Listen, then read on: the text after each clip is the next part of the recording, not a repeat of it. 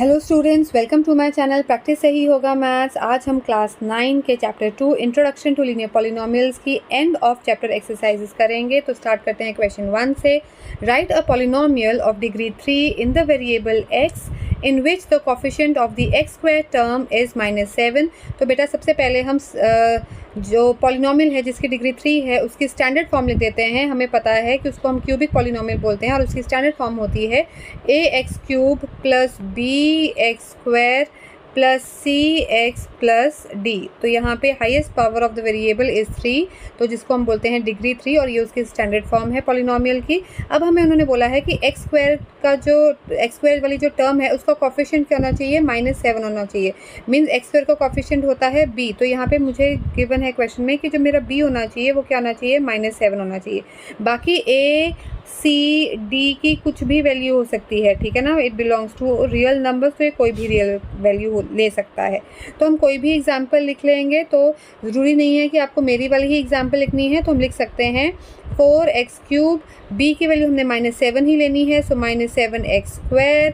हम लिख सकते हैं +2x+1, ठीक है। तो ये वन एग्जाम्पल हुआ। आप अनदर एग्जाम्पल भी लिख सकते हैं। फॉर एग्जाम्पल यहाँ पे मैं लिख सकती हूँ 2x³ b हमने -7 ही लेना है, -7x²।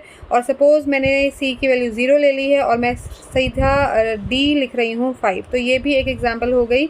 एक पॉलिनोमियल है जिसकी डिग्री 3 है और x² का कोफिशिएंट क्या है, -7। तो आप कोई भी एग्जाम्पल लिख सकते हो, चाहे अपनी तरफ से कोई एग्जाम्पल लिख लेना, पर ये ध्यान रखना कि x² का कोफिशिएंट क्या होना चाहिए, -7, ठीक है।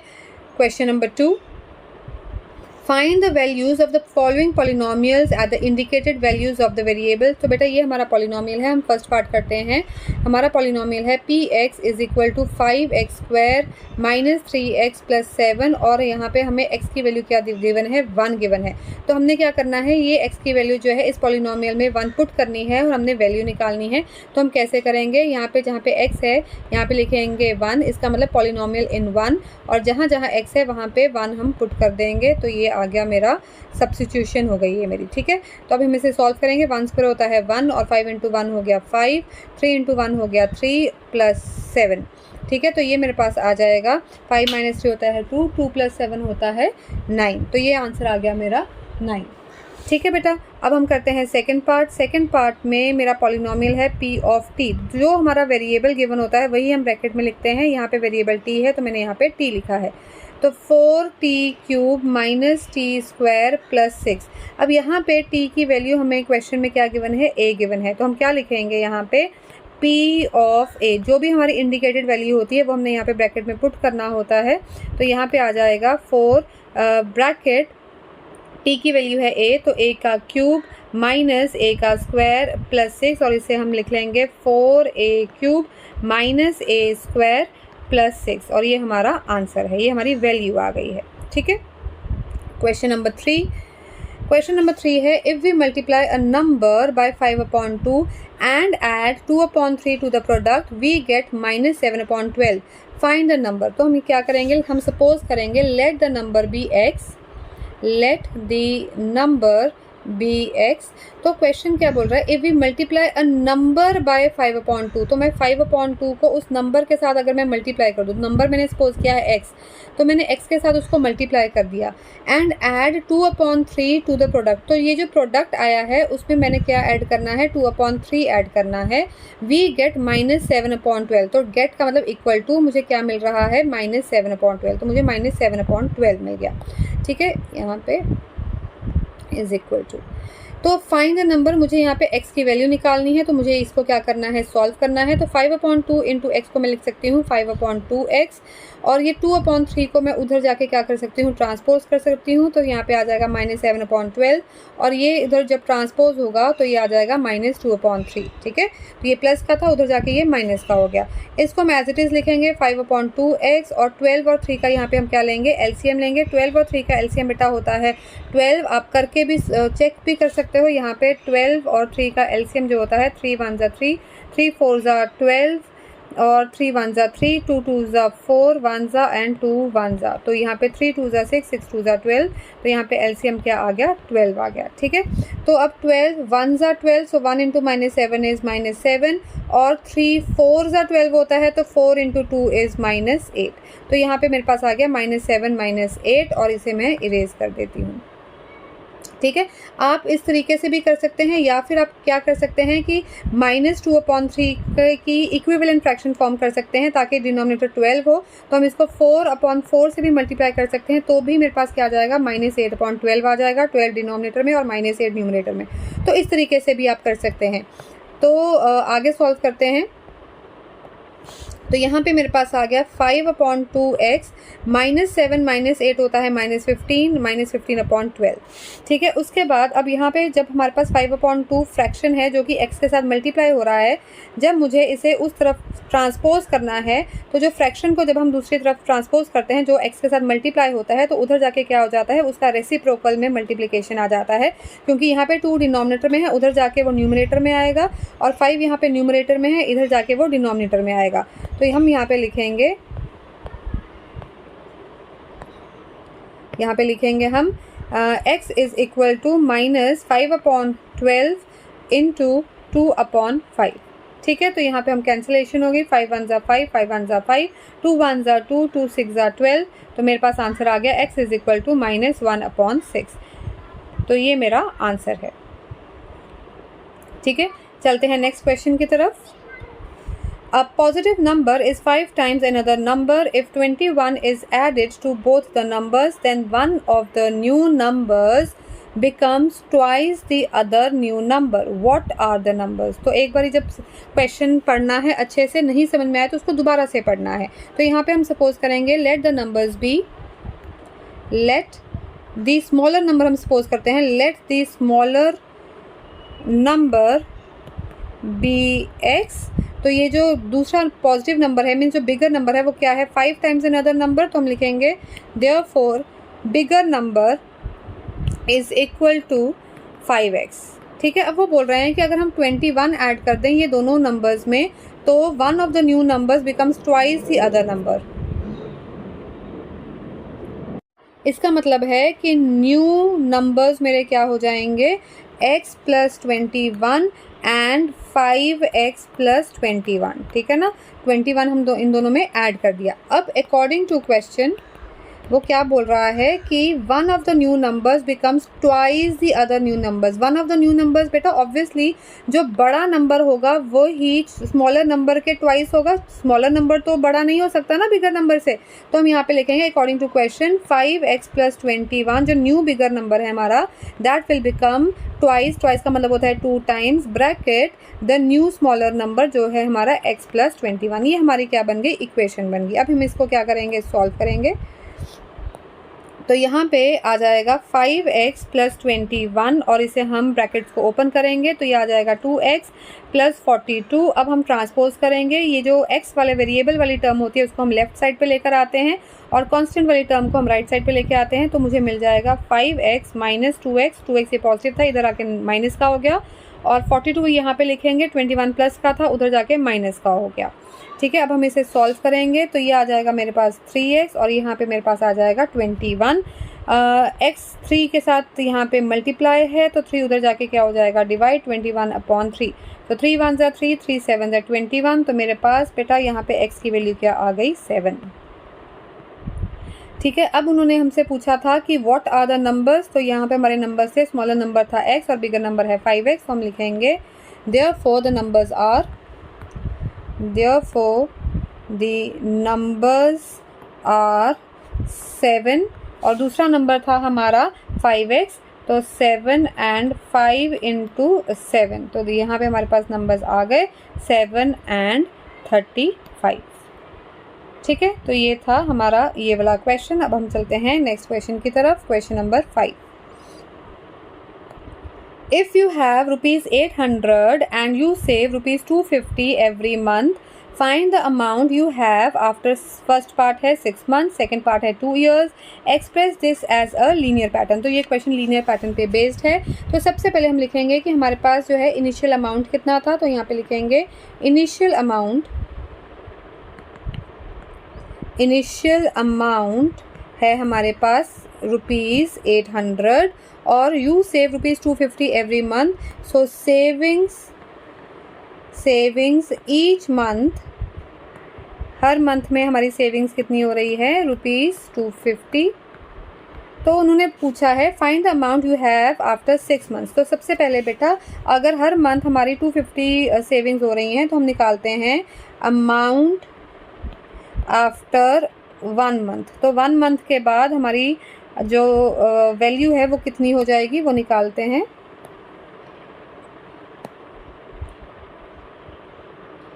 तो हम क्या करेंगे 800 में 250 ऐड करेंगे, ठीक है। तो ये मुझे मिल जाएगा ₹1050, ठीक है।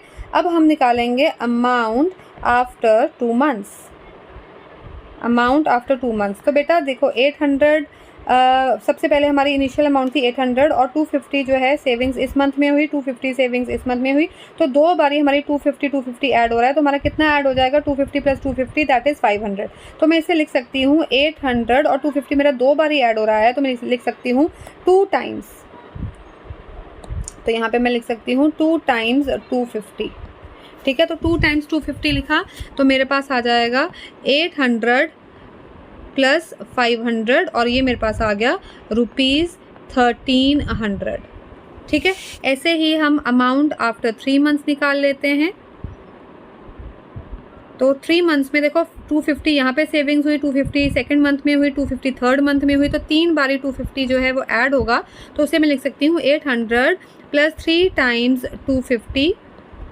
तो ये आ जाएगा मेरे पास 800 + 750, ठीक है। तो ये मेरे पास आ जाएगा ₹1550, ठीक है बेटा। तो अब यहाँ से देखो हमें एक पैटर्न नज़र आ रहा है कि 800 में फर्स्ट मंथ के बाद अमाउंट कितनी हो गई थी 800 में हमने 250 ऐड किया, फिर 2 मंथ्स के बाद हमारी अमाउंट हो रही है 800 में हमने 2 टाइम्स 250 ऐड किया, थर्ड मंथ में हमने 800 + 3 टाइम्स 250 ऐड किया। ऐसे ही उन्होंने फर्स्ट पार्ट में 6 मंथ्स पूछा है, तो 6 मंथ्स में ऐसे ही जब हम करते आएंगे तो अमाउंट आफ्टर 6 मंथ्स क्या हो जाएगी हमारे पास इज़ इक्वल टू 800 + 6 टाइम्स 250, ठीक है ना। हर महीने 250 ऐड हो रहा है, तो 6 मंथ्स में 6 बारी 250 ऐड होगा।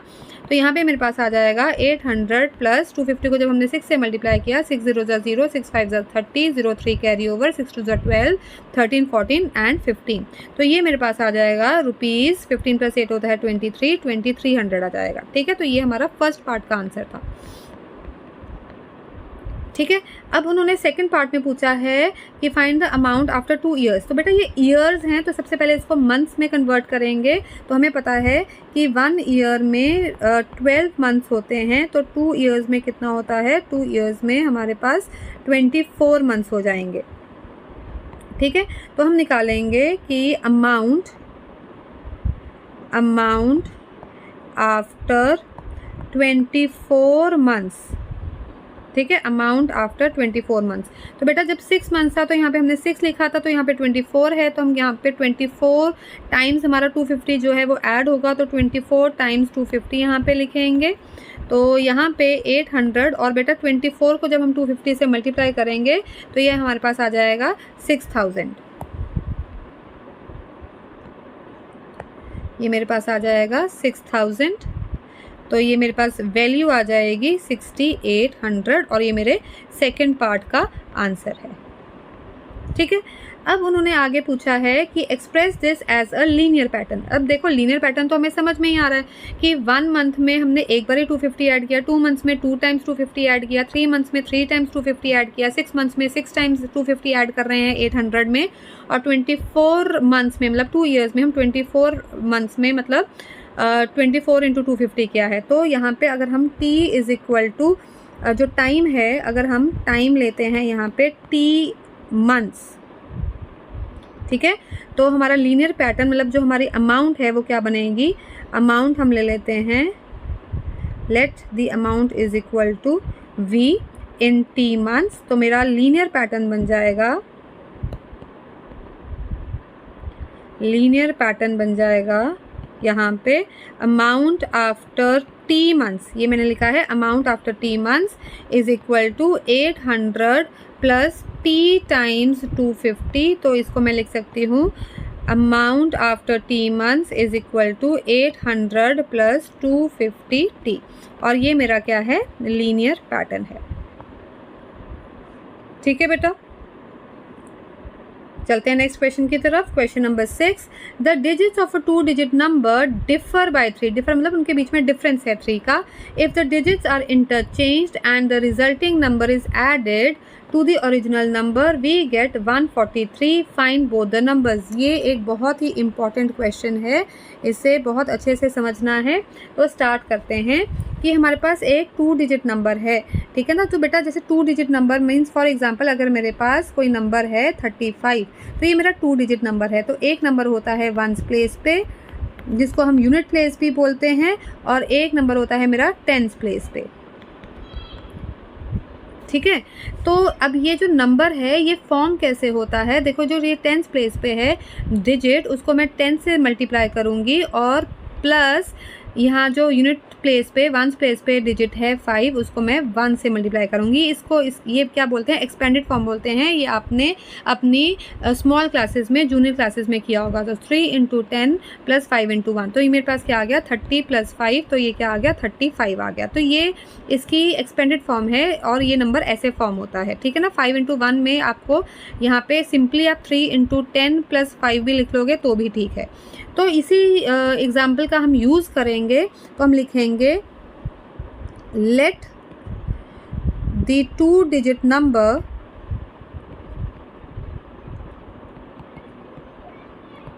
B x Y.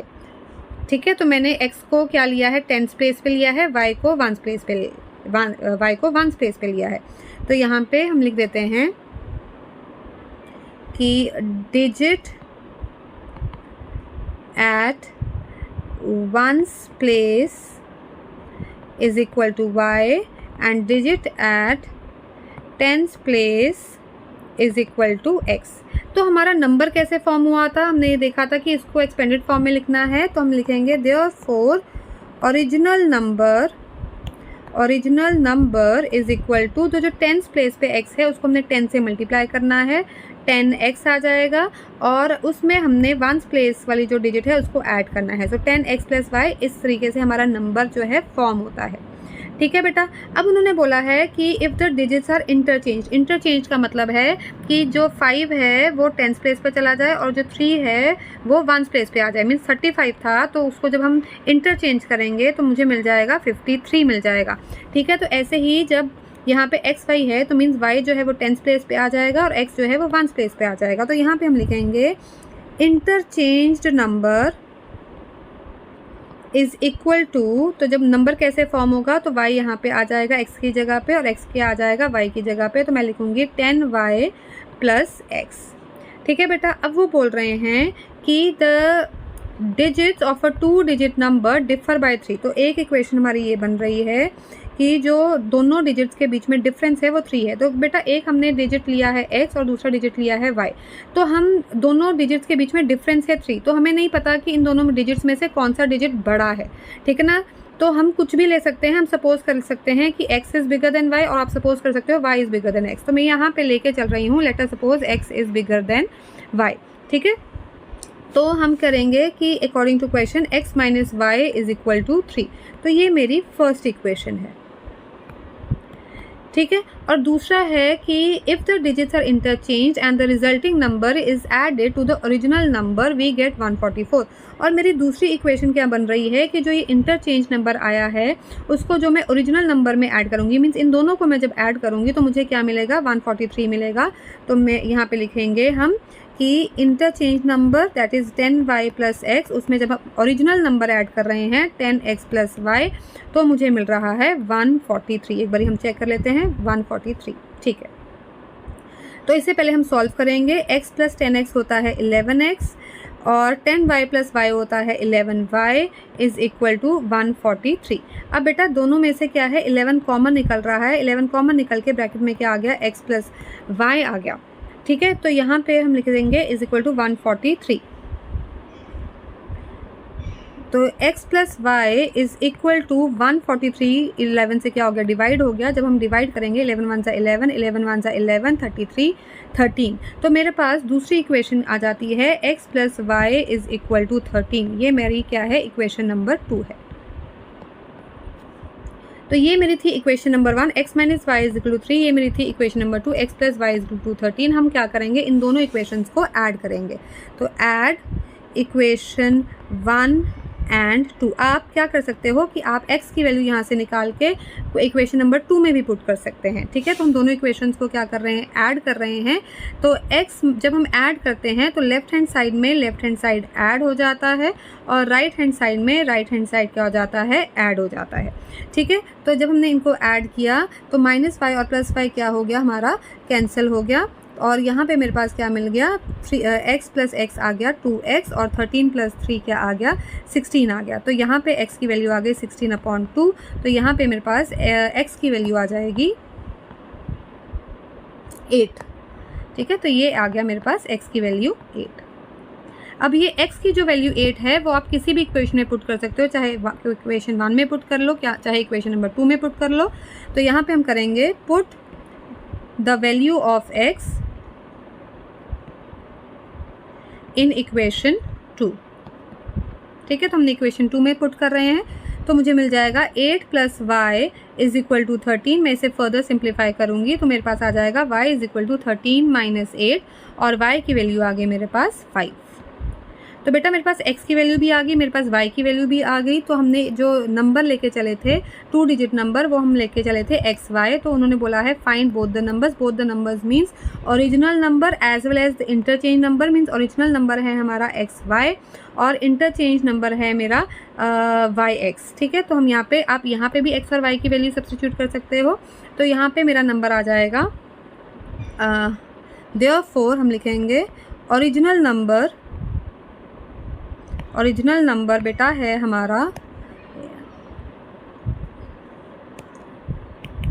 10x plus Y. तो इसमें हम x और y की वैल्यू पुट कर देते हैं। 10 इंटू 8 प्लस 5, 80 प्लस 5, और ये आ गया 85, ठीक है। अब हम इंटरचेंज नंबर निकालेंगे। Interchange number is equal to 10y plus x. तो यहाँ पे y की वैल्यू पुट करते हैं।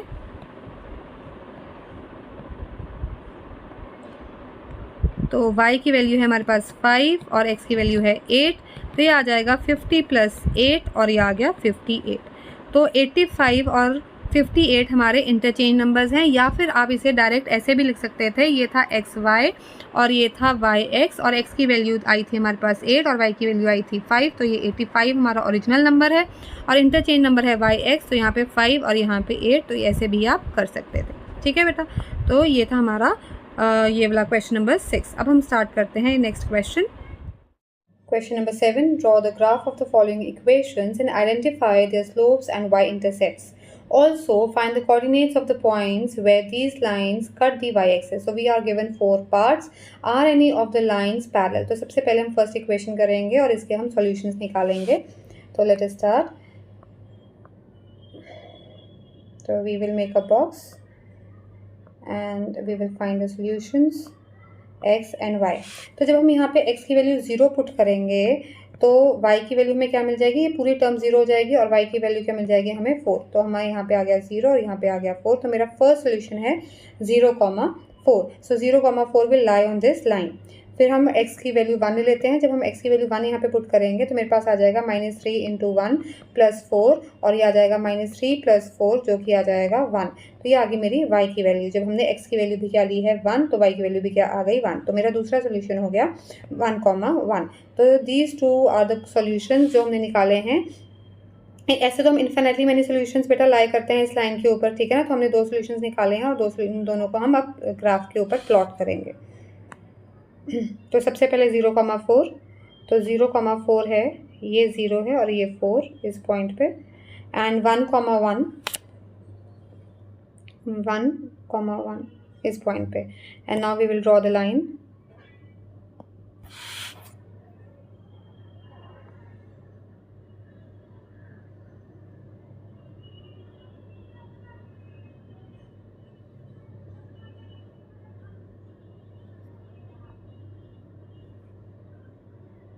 ठीक है, तो ये हमने लाइन ड्रॉ कर दी which is passing through both the points.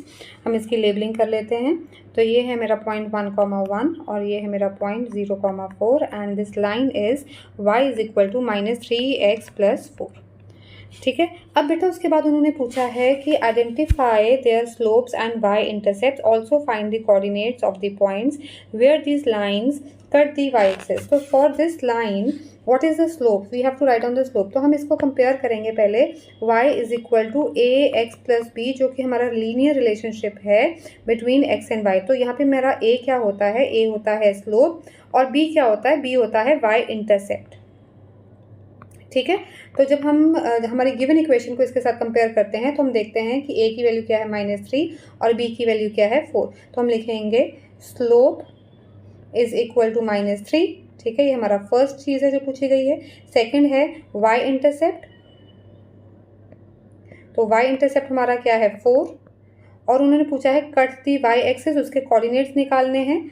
So cut the y axis at, तो y एक्सिस को ये लाइन कहाँ पे कट कर रही है 0,4 पे, तो यहाँ पे हम लिख देंगे 0,4। ठीक है बेटा, तो ये था हमारा फर्स्ट पार्ट। चलते हैं सेकंड पार्ट की तरफ।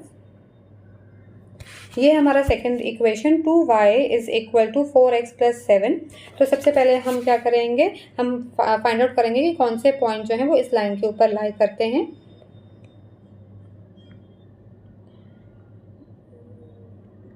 तो ये है x और ये है y। ठीक है, तो सबसे पहले हम x को 0 पुट करेंगे। अच्छा, उससे भी पहले हम क्या करेंगे कि इसको और इजी बनाने के लिए हम यहाँ पे दोनों तरफ 2 के साथ क्या कर देंगे, डिवाइड कर देंगे, क्योंकि यहाँ पे क्या है हमारे पास 2y है। तो यहाँ पे हम करेंगे दोनों तरफ 2 से डिवाइड, तो ये मुझे मिल जाएगा y और यहाँ पे मिल जाएगा 2x और यहाँ पे मुझे मिल जाएगा 7/2। ठीक है ना, 4x divided by 2 is 2x, 7 divided by 2 is 7/2। ठीक है, तो अब फर्स्ट हम क्या कर रहे हैं कि x की वैल्यू क्या ले रहे हैं, 0 ले रहे हैं। जब हम x की वैल्यू यहाँ पे 0 लेंगे तो ये पूरी टर्म 0 हो जाएगी और y की वैल्यू क्या होगी 7/2। तो y की वैल्यू आ गई 7/2 और 7/2 को हम क्या लिख सकते हैं 3.5। तो ये आ गया हमारा 0 और ये आ गया हमारा 3.5। ठीक है, तो हमारी फर्स्ट जो पॉइंट है वो 0,3.5 है। फिर हम ले लेते हैं x की वैल्यू 1। ठीक है, x की वैल्यू 1 यहाँ पे पुट करते हैं, तो y की वैल्यू क्या आ जाएगी 2 × 1 + 7/2। तो ये आ गया 2 + 7/2। एलसीएम लेंगे तो मेरे पास आ जाएगा 4 + 7/2 और मेरे पास y की वैल्यू आ जाएगी 11/2। और 11/2 को जब हम डेसिमल्स में कन्वर्ट करेंगे तो वही आ गया मेरे पास 5.5। तो जब x की वैल्यू 1 थी, y की वैल्यू हमारी आ गई 5.5, तो मेरा दूसरा पॉइंट हो गया, दूसरा कोऑर्डिनेट हो गया 1,5.5। ठीक है, अब हम इन दोनों ही पॉइंट्स को प्लॉट करेंगे। तो 0,3.5 ये रहा 0 एंड 3.5 ये यहाँ पे लाई करेगा।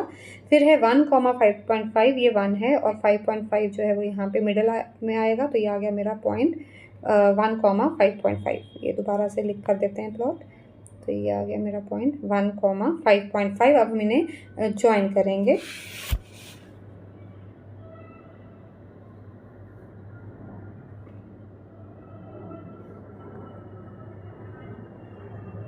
ठीक है, तो अब हमने इन्हें ज्वाइन कर दिया और ये जो लाइन है ये दोनों ही पॉइंट्स में से क्या कर रही है, पास कर रही है।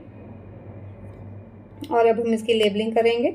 ये है मेरा पॉइंट 0,3.5 एंड ये पॉइंट है 1,5.5 और इस लाइन का नाम है 2y is equal to 4x + 7। ठीक है, अब दोबारा से उन्होंने यहाँ पे पूछा है कि स्लोप क्या है और y इंटरसेप्ट क्या है। तो बेटा अब देखो 2y इज इक्वल 4x + 7 को हमने लिखा यहाँ पे y is equal to 2x + 7/2। तो इसको हम दोबारा से लिख लेते हैं यहाँ पे for line y is equal to 2x + 7/2। और इसको जब हम कंपेयर करेंगे y is equal to ax + b के साथ, तो यहाँ पे a क्या है मेरा, a आ गया है 2 और b क्या आता है, b आ गया है 7/2। तो यहाँ पे हम लिखेंगे कि जो स्लोप है, slope is equal to 2 y intercept is equal to 7/2। और वो ये भी पूछ रहे थे कि जो ये लाइन है वो y एक्सिस पे कहाँ कट कर रही है। तो ये कट कर रही है 0,3.5 पे। तो cut the y axis eight 0,7/2। ठीक है, तो यह था हमारा सेकेंड पॉइंट। सेकेंड पार्ट, चलते हैं थर्ड पार्ट की तरफ। तो ये मेरा थर्ड पार्ट है। 5y is equal to 6x minus 10। तो सबसे पहले हम क्या करेंगे, y इज इक्वल टू 5 दोनों तरफ हम दोनों साइड्स हम 5 से डिवाइड करेंगे। तो मेरे पास मुझे मिल जाएगा 6/5x माइनस 10/5 आ जाएगा। तो जो कि मुझे मिल जाएगा y is equal to 6/5x minus 2। ये मुझे सिंप्लीफाई करके ये इक्वेशन मिल जाएगी। ठीक है, तो अब हम इसके जो है पॉइंट्स फाइंड आउट करेंगे जो इस लाइन पे लाई करते हैं, कोऑर्डिनेट्स, जिसको हम सॉल्यूशंस भी बोलते हैं। तो यहाँ पे हम सबसे पहले x की वैल्यू क्या लेंगे, 0 लेंगे। जब हम x की वैल्यू 0 लेंगे तो ये पूरी जो टर्म है वो 0 हो जाएगी और सिर्फ मेरे पास क्या रह जाएगा, -2। तो सबसे पहला कोऑर्डिनेट, सबसे पहला पॉइंट है मेरा 0, -2। ठीक है, तो फिर बेटा दूसरी जो x की वैल्यू है मैं ऐसी लूँगी सो दैट वो 5 के साथ जो है वो कैंसिल आउट हो जाए। ठीक है ना, अगर मैं 1 लूँगी तो वो मेरे पास 6/5 आएगा, तो मेरे पास फ्रैक्शन में वैल्यू आ जाएगी। तो कोशिश हम यही करेंगे कि हमारी फ्रैक्शन में वैल्यू ना आए। तो यहाँ पे अगर मैं x की वैल्यू 5 लूँगी तो y की वैल्यू क्या आ जाएगी, 6/5 इंटू 5 माइनस 2। तो 5 और 5 क्या हो गया मेरा कैंसिल, तो 6 माइनस 2, तो ये क्या आ जाएगा 4। तो यहाँ पे मैं जब x 5 ले रही हूँ तो y की वैल्यू क्या है 4। तो मेरा दूसरा पॉइंट आ गया 5,4। ठीक है, अब हम इसे प्लॉट करेंगे 0, -2। तो ये है 0 और ये है -2, तो यहाँ पे आ जाता है हमारा 0, -2। 5,4 ये है 5 और ये है 4, तो ये आ गया मेरा यहाँ पे। ठीक है बेटा, तो अभी हम इसको क्या करेंगे, ज्वाइन करेंगे।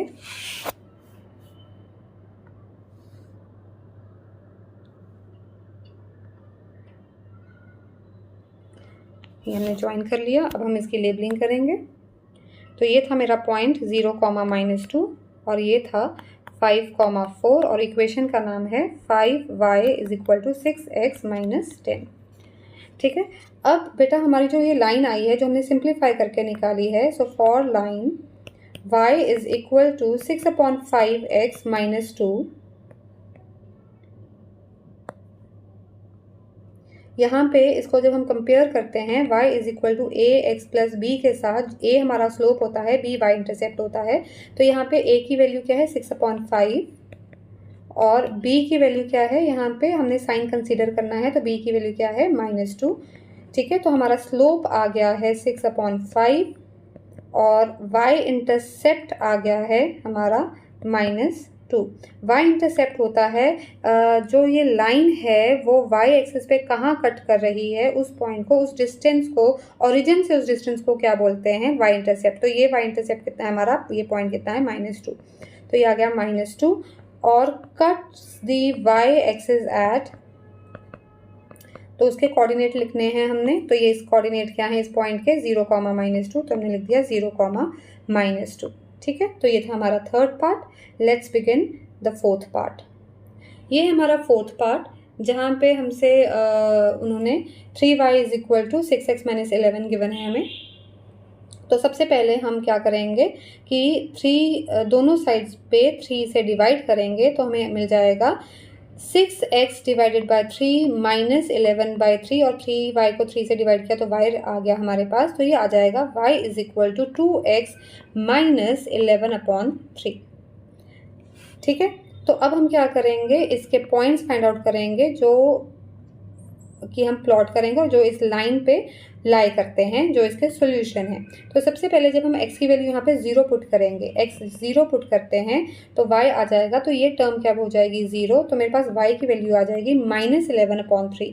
तो इसे हम डेसिमल्स में कन्वर्ट कर लेते हैं -11/3 को। तो 3 3 9 होता है और 2 बचा 20, 3 6 18, फिर 2 बचा 20, 3 6 18, तो ये 3.66 आ रहा है। तो इसको हम अप्रॉक्सीमेटली -3.7 ले लेंगे। ठीक है, तो जब हमने x 0 लिया तो y की वैल्यू आ रही है अप्रॉक्सीमेटली -3.7। ऐसे ही हम यहाँ पे नेक्स्ट x की वैल्यू लेते हैं।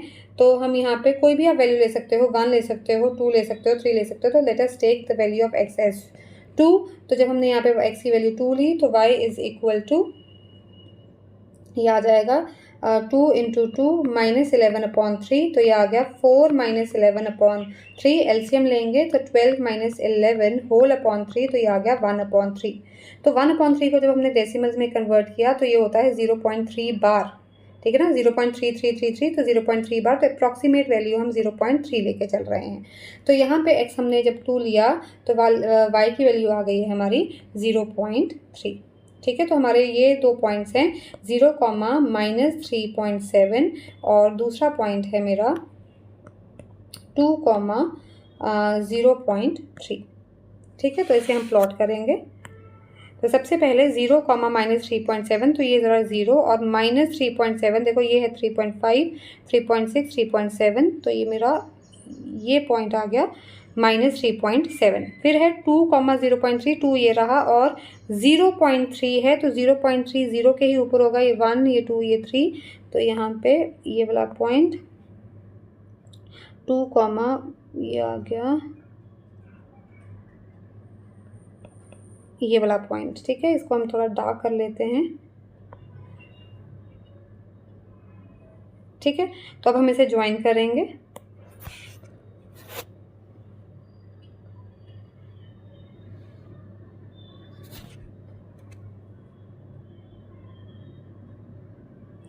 तो ये जो लाइन है वो दोनों पॉइंट्स में से पास कर रही है। अब हम इसके लेबलिंग कर लेते हैं। तो ये सबसे पहले हमारे पास था 0, -3.7, तो ये मेरा पॉइंट है 0, -3.7 और दूसरा पॉइंट है 2, 0.3। ठीक है, और ये एक लाइन की जो नेमिंग कर लेते हैं, ये इक्वेशन है, ये कौन सी इक्वेशन है, 3y = 6x - 11। ठीक है बेटा, अब हमने लिखना है इसका स्लोप। तो सबसे पहले जो हमने यहाँ पे इसे सिंप्लीफाई किया था, इस इक्वेशन को हम लेंगे, तो इसको हम कंपेयर करेंगे y = ax + b के साथ। तो a यहाँ पे क्या आया, कंपेयर करेंगे तो a की वैल्यू क्या आ गई 2 और b की वैल्यू क्या आ गई, ये रहा +b और यहाँ पे है -11/3, तो b की वैल्यू आ गई -11/3। तो मेरा स्लोप होता है a, तो स्लोप हो गया मेरा 2। y इंटरसेप्ट होती है b की वैल्यू, तो y इंटरसेप्ट आ गया मेरे पास -11/3 और वो ये भी पूछ रहा है कि y एक्सिस पे कहाँ कट कर रहा है, तो y एक्सिस पे कट कर रहा है 0, -3.7 पे। तो हम लिखेंगे कि कट्स दी y एक्सिस एट 0, -3.7। ठीक है, आप यहाँ पे 0 और ये भी लिख सकते हो 0, -11/3, क्योंकि यहाँ पे जो वैल्यू आई थी वो क्या आई थी, -11/3 आई थी। ठीक है, तो ये था आपका 4th पार्ट। पर उन्होंने इसके बाद ये भी पूछा है कि क्या इनमें से कोई लाइंस जो हैं वो पैरेलल हैं कि नहीं है। ठीक है ना, हमें ये पूछा क्या है, are any of the lines parallel. देखो बेटा, पैरेलल लाइंस का जो स्लोप होता है ना वो सेम होता है। ठीक है ना, ये हमने किया था हमारी लास्ट एक्सरसाइज में। तो हम यहाँ पे लिख लेते हैं कि parallel lines have the exact same slope. ठीक है, तो यहाँ पे स्लोप मतलब a की वैल्यू, यहाँ पे कौन सी ऐसी इक्वेशन है जहाँ पे a की वैल्यू सेम है। और सबसे पहले ये भी ध्यान रखना है कि जो हमारी फॉर्म होनी चाहिए इक्वेशन की, वो y = ax + b की फॉर्म में होना चाहिए। ठीक है ना, तो यहाँ पे ऑलरेडी मैंने इसको y = ax + b की फॉर्म में लिखा है। तो अब हम देखेंगे कि a की वैल्यू किस किस इक्वेशन में सेम है। तो हमने यहाँ पे देखा कि सेकेंड पार्ट में 2x है और यहाँ पे 4th पार्ट में 2x है। a की वैल्यू इन दोनों इक्वेशन में क्या है, 2 है। तो हम लिखेंगे कि equation 2 and 4 both have a slope of 2, so they are parallel। ठीक है बेटा, तो ये था आपका question number 7।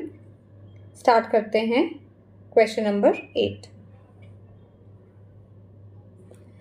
If the temperature of a liquid can be measured in Kelvin units as xk and in Fahrenheit units as y degree F, the relation between the two systems of measurements of temperature is given by the linear equation. This first part, find the temperature of the liquid in Fahrenheit if the temperature of the liquid is 313 Kelvin। तो हमें kelvin और Fahrenheit में relationship दिया हुआ है। हम kelvin को x के साथ रिप्रेजेंट कर रहे हैं और फ़ारेनहाइट को हम y के साथ रिप्रेजेंट कर रहे हैं।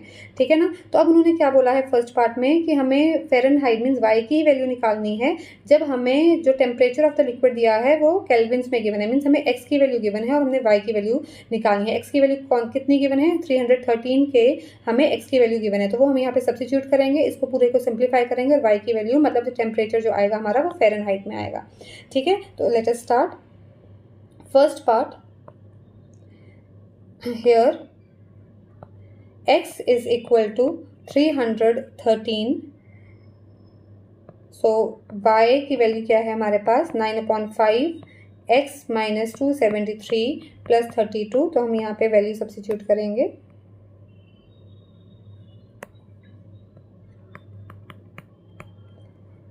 सो y is equal to 9/5, x की वैल्यू है 313 minus 273 plus 32, y is equal to,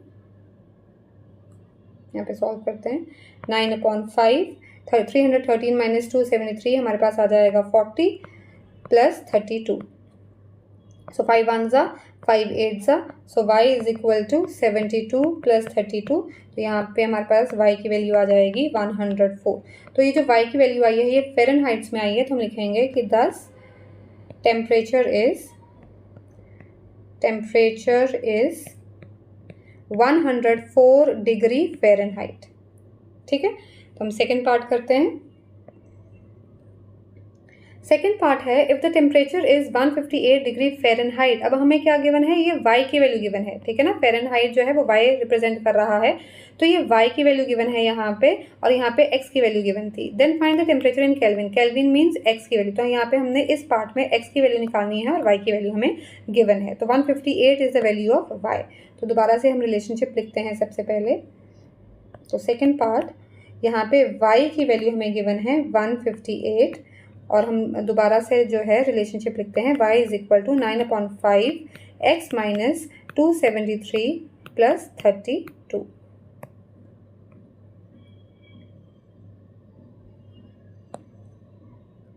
अब हम इसे सॉल्व करेंगे, तो y की वैल्यू है 158 is equal to 9/5 x minus 273 plus 32, तो सबसे पहले जो ये 32 है उधर जाके माइनस होगा। बच्चे क्या करते हैं, 5 को पहले उधर ट्रांसपोज कर देते हैं, बेटा 5 पहले ट्रांसपोज नहीं होगा, यहाँ पे ये पूरी एक सिंगल टर्म है उसमें 32 ऐड हो रहा है, तो सबसे पहले 32 उधर जाके सब्ट्रैक्ट होगा। So 158 minus 32 is equal to 9/5 x minus 273, तो 158 में से 32 गए तो हमें मिलते हैं 126 is equal to 9/5 x minus 273। तो अब क्या होगा कि 9/5 ये पूरी x माइनस 273 के साथ मल्टीप्लाई है, तो हम इधर इस तरफ ट्रांसपोज करेंगे, तो 9/5 इधर जाके क्या बन जाएगा 5/9 मीन्स 5 इधर जाके मल्टीप्लाई होगा और 9 इधर जाके क्या हो जाएगा डिवाइड। सो 126 ये 5 जाके मल्टीप्लाई हुआ और ये 9 जाके डिवाइड हुआ, तो ये क्या आ गया रेसिप्रोकल ऑफ 9/5 दैट इज 5/9। तो यहाँ पे मेरे पास आ जाएगा is equal to x minus 273। ठीक है बेटा, तो यहाँ पे हम इसको कैंसिलेशन करते हैं, 9 1 ज़ा 9, 9 1 ज़ा 9, यहाँ पे 36 बचा, सो 9 4 ज़ा 36, 14 बचा, 14 इंटू 5 होता है 70, तो ये आ गया 70 is equal to x minus 273। तो x की वैल्यू क्या आ जाएगी 273, इधर जाके प्लस हो जाएगा, तो 70 प्लस 273 हो जाएगा, तो यहाँ पे हम लिख सकते हैं 70 प्लस 273। मैंने साइड्स क्या है चेंज की है, कई बार बच्चे इसी में कंफ्यूज हो जाते हैं, बेटा 273 इधर गया है, तो 70 plus 273 is equal to x, तो मैंने क्या कर दी है साइड्स इंटरचेंज कर दी हैं, तो 70 प्लस 273, तो x की वैल्यू क्या आ गई 343। ठीक है, तो x की वैल्यू 343 किस में आई है केल्विन्स में आई है, सो हम लिखेंगे thus the temperature is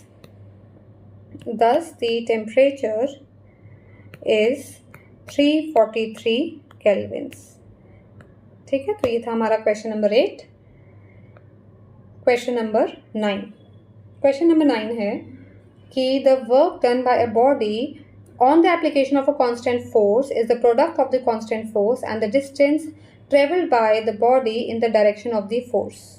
तो जो वर्क डन होता है वो कांस्टेंट फोर्स और डिस्टेंस का प्रोडक्ट होता है। Express this in the form of a linear equation in 2 variables, work w and distance t। तो वर्क को हमने w से रिप्रेजेंट कर रहे हैं और डिस्टेंस को स्मॉल d से रिप्रेजेंट कर रहे हैं। तो and draw its graph by taking the constant force as 3 units. तो हमें कांस्टेंट फोर्स की जो है वो वैल्यू गिवन है, that is 3 units. What is the work done when the distance travelled is 2 units, verified by plotting it on the graph. तो हमने क्या करना है, सबसे पहले लीनियर रिलेशनशिप में वर्क और डिस्टेंस को हमने रिप्रेजेंट करना है, एक्सप्रेस करना है, फिर हमने ग्राफ ड्रॉ करना है, कांस्टेंट फोर्स हमने 3 लेनी है, और फिर हमने बताना है कि कितना वर्क डन होगा जब डिस्टेंस जो होगा 2 यूनिट्स होगा, और हमें सब कुछ क्या करना है, वेरीफाई करना है by plotting it on the graph. तो सबसे पहले हम लिखते हैं let work done is equal to W and distance travelled is equal to D, ठीक है ना। Distance travelled by the body in the direction of force is equal to D। Also हमें क्या गिवन है, given constant force, constant force हमें given है 3 units, ठीक है। तो उन्होंने पूछा है कि लीनियर इक्वेशन बनानी है हमने, तो वर्क डन का फॉर्मूला हमें पता होना चाहिए कि वर्क डन का फॉर्मूला क्या होता है। वर्क डन का फॉर्मूला होता है work done is equal to constant force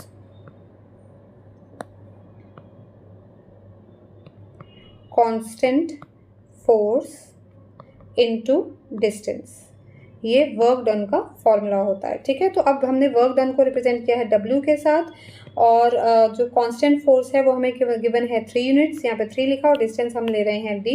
तो ये मेरा आ गया लीनियर इक्वेशन इन 2 वेरिएबल्स, ठीक है। तो ये वाला पार्ट मेरा यहाँ पे सॉल्व हो गया। अब हमें पहले इसको रिप्रेजेंट करना है, प्लॉट करना है। तो मैं क्या करूँगी बेटा, इसको x और y के टर्म्स में लिखूँगी। तो W को मैं ले लूँगी वर्क डन को, work done, take work done as y and distance as x, ठीक है। तो मैं इसे x y के फॉर्म में लिखती हूँ, तो ये मुझे क्या मिल जाएगा, y is equal to 3x, ठीक है। तो अब हम क्या करेंगे, पॉइंट्स निकालेंगे जो इस लाइन के ऊपर लाई करेंगे। तो हम ग्राफ ड्रॉ करते हैं। तो सबसे पहले y इज इक्वल 3x के लिए हम क्या करेंगे, यहाँ पे एक बॉक्स बना लेंगे, ठीक है। एक और वैल्यू निकाल लेते हैं, तो x और y, ठीक है। तो यहाँ पे हम क्या करेंगे, x की वैल्यू 0 लेंगे। जब हम x की वैल्यू 0 लेंगे तो 3 इंटू 0 क्या होता है, 0। तो x 0, y भी 0 हो गया, ठीक है। x की वैल्यू हम 1 ले लेते हैं। जब हम x की वैल्यू 1 लेंगे तो y की वैल्यू क्या आ जाएगी हमारे पास, 3 आ जाएगी। x की वैल्यू 2 ले लेते हैं, तो 3 2 3 का क्या होता है, 6 होता है। तो ये आ गए। तो हमारे कौन कौन से पॉइंट्स हुए, 0, 0, 1, 3 एंड 2, 6। अब हम इन पॉइंट्स को क्या करेंगे, प्लॉट। तो सबसे पहले हम 0, 0 प्लॉट करेंगे। तो 0, 0 होता है ये पॉइंट ओरिजिन। फिर है हमारे पास 1, 3, तो 1, 3 ये 1 है और यहाँ से 3 है, तो ये वाला पॉइंट 1, 3। 2, 6 ये है x की वैल्यू 2 और ये है y की वैल्यू 6, तो 2, 6 हो गया हमारा ये वाला पॉइंट। अब हम इन्हें क्या करेंगे, ज्वाइन कर लेंगे।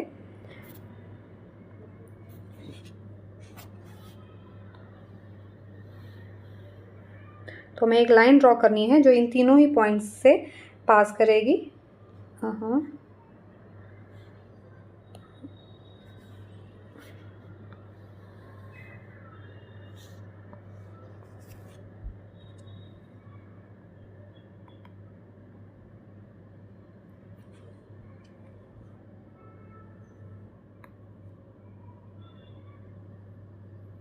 इस तरीके से, ठीक है। अब हम इसकी लेबलिंग कर लेंगे। ये है हमारा 0, 0, ये पॉइंट है 1, 3 और ये पॉइंट है 2, 6, ठीक है। तो हमने ये ग्राफ ड्रॉ कर दिया। इसके बाद देखते हैं कि क्वेश्चन में क्या पूछा है, what is the work done when the distance travelled is 2 units, verified by plotting it on the graph. तो सबसे पहले हमने निकालना है कि डिस्टेंस ट्रेवल्ड जब 2 यूनिट्स है, तो ये वाला इस जो हमने लीनियर इक्वेशन एक्सप्रेशन लिखा है, जब हमारा डिस्टेंस 2 यूनिट्स है तो वर्क डन कितना हो गया, 3 2 6 यूनिट्स, और उसे हमें वेरीफाई करना है by plotting it on the graph. तो हम यहाँ पे देखते हैं, लिखेंगे हम यहाँ पे कि व्हेन distance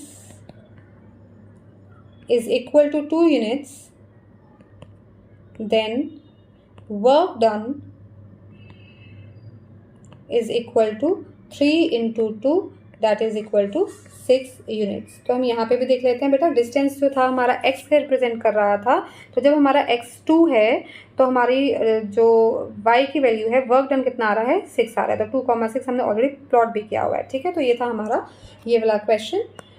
तो हम क्वेश्चन नंबर 9 हम स्टार्ट करते हैं question number 10। The graph of a linear polynomial px passes through the points 1, 5 and 3, 11. First part, find the polynomial px. Second part, find the coordinates where the graph of px cuts the axis. Third part, draw the graph of px and verify your answers. तो उन्होंने बोला है कि जो graph है वो एक linear polynomial का है और वो इन दोनों पॉइंट्स के से क्या कर रहा है, पास कर रहा है। तो बेटा जो भी हमारे लीनियर पॉलिनोमियल होती है उसकी इक्वेशन क्या होती है, हमारी लीनियर पॉलिनोमियल की इक्वेशन होती है y is equal to A x plus b. तो यहाँ पे y जो दिया हुआ है वो बेसिकली पी एक्स दिया हुआ है, तो हम इसको ऐसे भी लिख सकते हैं कि p x is equal to A x plus b. तो अब ये जो पॉलिनोमियल है ये किस में से पास कर रहा है, 1, 5 और 3, 11 में से। तो हम यहाँ पे लिखेंगे कि given P x passes through 1, 5। ठीक है, तो हम ये 1, 5 का मतलब क्या है कि x की वैल्यू 1 है और y की वैल्यू क्या है, 5 है, तो वो हम इसमें सब्स्टिट्यूट कर देंगे तो हमें मिल जाएगा पी एक्स, यहाँ पे सॉरी y की वैल्यू 5 है तो यहाँ पे हमें मिल जाएगा, यहाँ पे पुट कर रहे हैं हम इस वाली इक्वेशन में, क्योंकि y को तो हमने यहाँ पे px लिख लिया है तो हम इस वाली इक्वेशन में पुट करेंगे तो मुझे मिल जाएगा 5 इज इक्वल टू x की वैल्यू है 1 प्लस b, तो ये मुझे मिल जाएगा 5 is equal to a plus b, और we can write it as a plus b is equal to 5। ठीक है, इसे हम दे देते हैं equation number 1। Also px passes through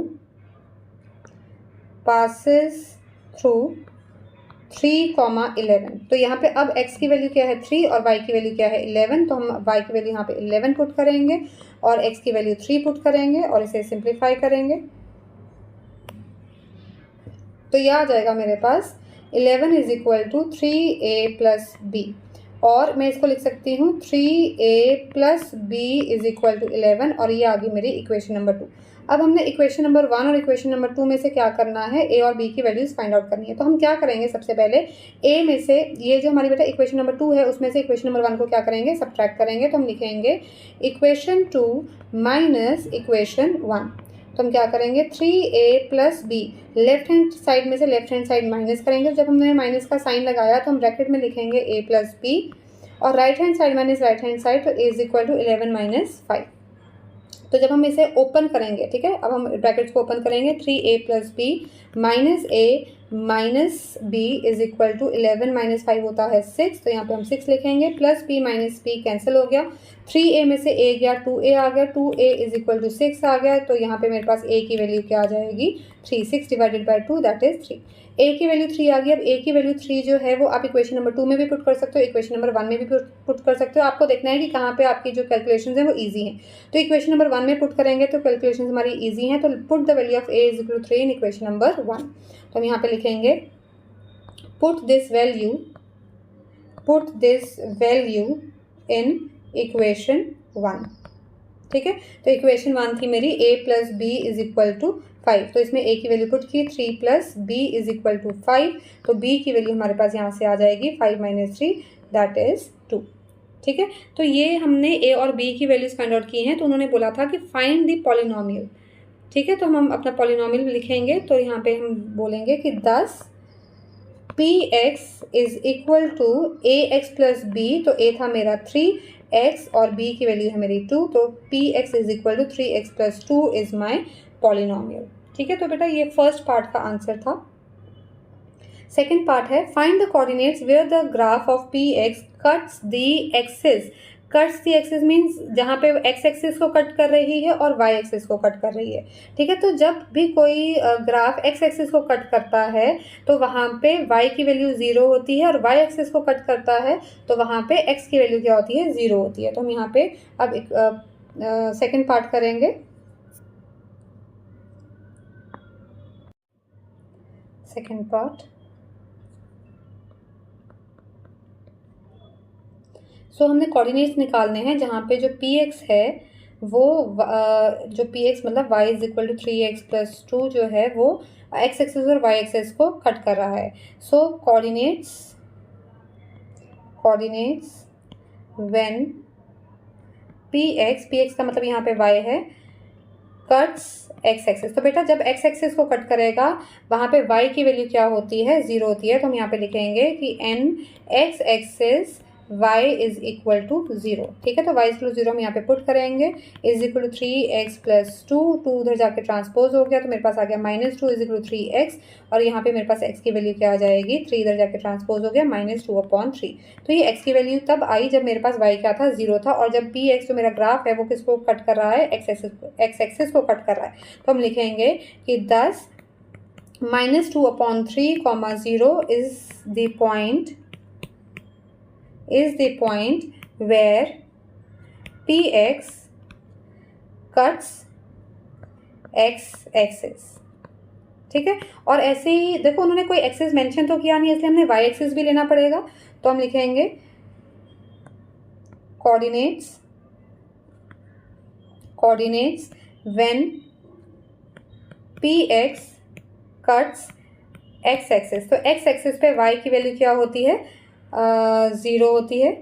sorry, यहाँ पे ये तो हम कर चुके हैं, यहाँ पे लिखेंगे y एक्सिस।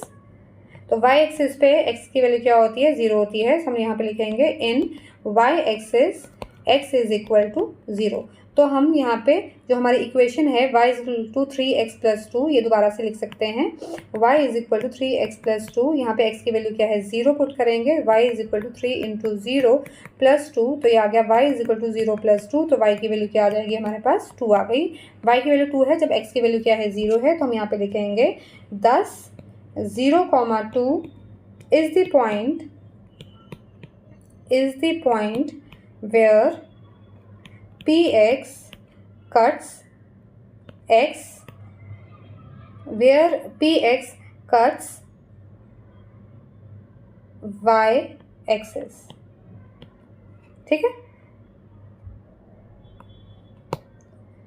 थर्ड पार्ट,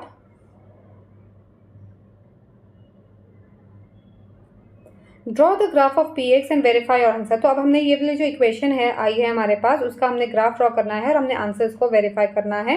तो हमारी इक्वेशन क्या थी, y is equal to 3x plus 2, इसका हम ग्राफ प्लॉट करेंगे। तो हम लिख लेते हैं third part, y is equal to 3x plus 2। तो हम यहाँ पे इसके वैल्यूज़ लेंगे, पॉइंट्स निकालेंगे जो इस लाइन पे लाई करेंगे। तो सबसे पहले हम x की वैल्यू लेंगे 0। तो जब हमने x की वैल्यू 0 ली तो 3 इंटू 0 इज 0, तो मेरे पास y की वैल्यू क्या रहेगी, 2 रह गई। x की वैल्यू 1 ले लेते हैं, तो 3 इंटू 1 इज 3, 3 प्लस 2 क्या आ जाएगा 5। तो हमने यहाँ पे 2 पॉइंट्स निकाले हैं, 0,2 एंड 1,5। तो ये हमारे सोल्यूशन है इस इक्वेशन के। अब हम इसे प्लॉट करेंगे। तो यहाँ पे 0,2, ये 0 है और ये 2 है, यहाँ पे किया 0,2, 1,5, यहाँ पे ये रहा 1 और ये रहा 5, तो ये आ गया 1,5। तो अब हम इसे ज्वाइन करते हैं।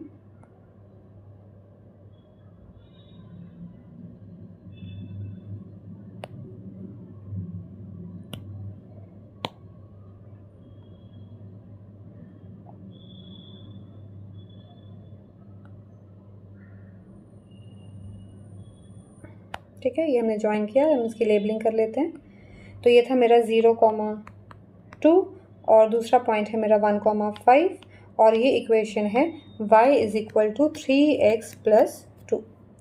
ठीक है बेटा, तो ये था मेरा ग्राफ। और यहाँ पे जो है उन्होंने बोला था कि वेरीफाई और आंसर। तो वेरीफाई हमने क्या करना है यहाँ पे कि 0,2 is the point where p x cuts the y axis. तो यहाँ पे देख लेते हैं 0,2 इज़ द पॉइंट वेयर जो है हमारी जो ये लाइन है वो वाई एक्सिस पे कट कर रही है। ठीक है, और यहाँ पे दूसरा हमारा पॉइंट था कि -2/3, 0। तो -2/3 को अगर आप डेसिमल्स में करेंगे तो यहाँ पे आ जाएगा 0.36 18 होता है, तो 0.6 -0.6 आ जाएगा, 0। तो ये भी देख लेते हैं। तो यहाँ पे ये देखिए ये आ रहा है -0.6, 0। तो हमारे दोनों ही पॉइंट्स क्या हो गए, वेरीफाई हो गए। ठीक है बेटा, तो ये था हमारा क्वेश्चन नंबर 10। अब हम स्टार्ट करते हैं question number 11।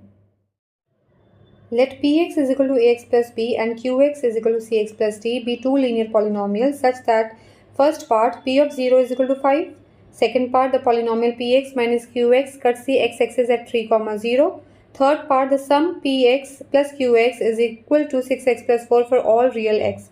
Find the polynomials p x and q x. तो हम क्या करेंगे, फर्स्ट पार्ट स्टार्ट करते हैं। P x is equal to A x plus B, और हमें गिवन है यहाँ पे कि p of zero is equal to 5।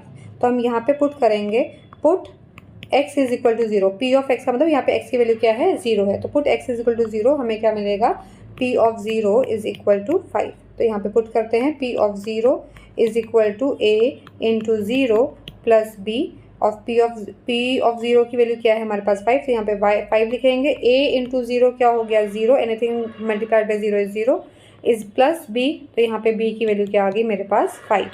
b की वैल्यू 5 आ गई, तो हमारा पॉलिनोमियल क्या बन गया, हम लिखेंगे p x is equal to A x plus 5। ठीक है ना, a की वैल्यू तो अभी तक पता नहीं है, हमें b की वैल्यू पता चली है, तो हमारा ये पॉलिनोमियल बन गया ए एक्स प्लस 5। तो बेटा हमारा इस क्वेश्चन में पर्पस है कि हमने पॉलिनोमियल्स पी एक्स और क्यू एक्स फाइंड आउट करने हैं, मतलब हमें a b c d इन चारों की वैल्यूज़ निकालनी है। तो अभी तक हमने सिर्फ b की वैल्यू निकाली है। ठीक है, सेकेंड पार्ट करते हैं। सेकेंड पार्ट से देखते हैं कि हमें क्या मिलता है। The polynomial P x minus Q x cut the x axis eight 3,0। अच्छा चलो, इसको हम अभी बाद में करते हैं, सबसे पहले थर्ड पार्ट करते हैं। The sum p x plus Q x is equal to 6x plus 4 for all real x. तो देखते हैं हमें यहाँ से क्या मिलेगा। तो थर्ड पार्ट स्टार्ट करते हैं। थर्ड पार्ट है P x plus Q x is equal to 6x plus 4 for all real x. तो पी एक्स की वैल्यू है हमारे पास ए एक्स प्लस बी, और क्यू एक्स की वैल्यू है हमारे पास C X plus D is equal to 6x plus 4।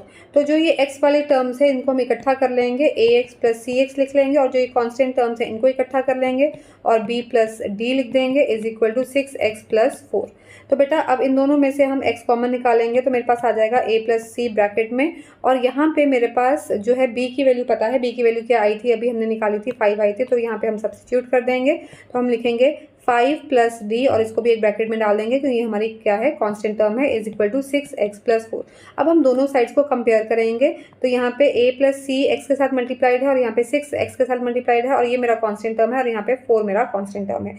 तो ऑन कंपेरिजन हम यहाँ पे लिखेंगे ऑन कंपेरिजन।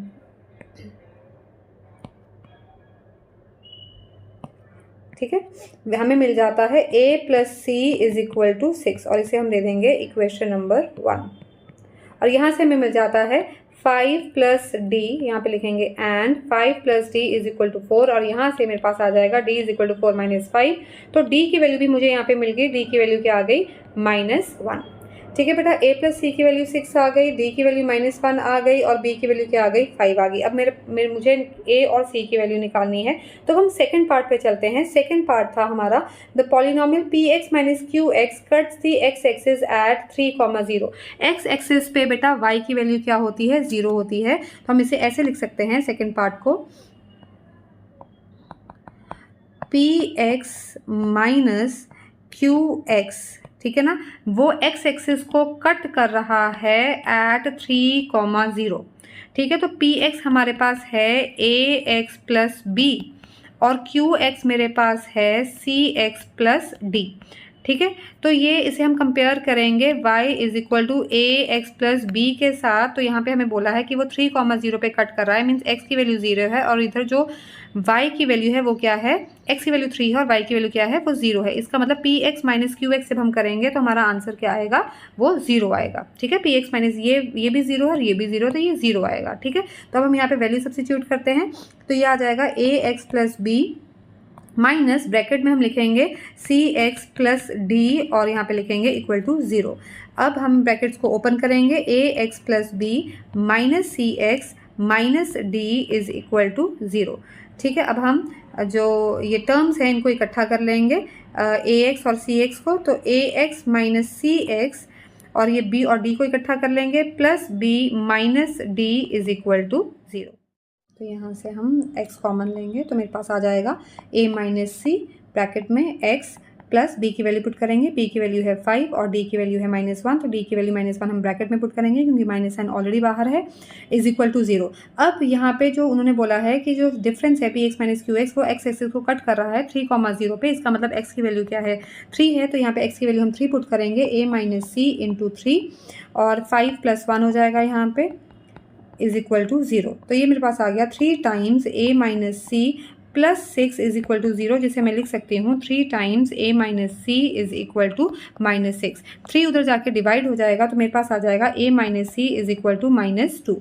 एक मेरे पास ये इक्वेशन आ गई और हमारे पास एक इक्वेशन पहले थी, तो यहाँ पे हम देख लेते हैं a plus c is equal to 6 था और यहाँ पे मेरे पास आ गया a minus c is equal to -2। तो अब हम इक्वेशन 1 और इक्वेशन 2 को क्या करेंगे, ऐड कर लेंगे। जब हम ऐड करेंगे दोनों इक्वेशंस को तो लेफ्ट हैंड साइड में लेफ्ट हैंड साइड ऐड करेंगे और राइट हैंड साइड में राइट हैंड साइड ऐड करेंगे। तो इक्वेशन 1 प्लस इक्वेशन 2, तो a plus c plus a minus c is equal to, और राइट हैंड साइड देख लेते हैं, राइट हैंड साइड है हमारे पास 6 यहाँ पे, तो यहाँ पे करेंगे 6 में -2 ऐड, तो ये आ जाएगा c और c मेरे पास कैंसिल हो गया तो 2a आ गया और 6 - 2 आ गया, तो ये मेरे पास आ गया 2a इज इक्वल टू 4 और यहाँ से मेरे पास a की वैल्यू क्या आ गई 2। ठीक है, मेरे पास a की वैल्यू भी आ गई। अब हमें c की वैल्यू निकालनी है, तो a की वैल्यू 2 जो है वो इक्वेशन नंबर 2 में भी पुट कर सकते हैं और इक्वेशन नंबर 1 में भी पुट कर सकते हैं। इक्वेशन 1 में पुट कर सकते हैं, तो let us see, put this value in equation 1।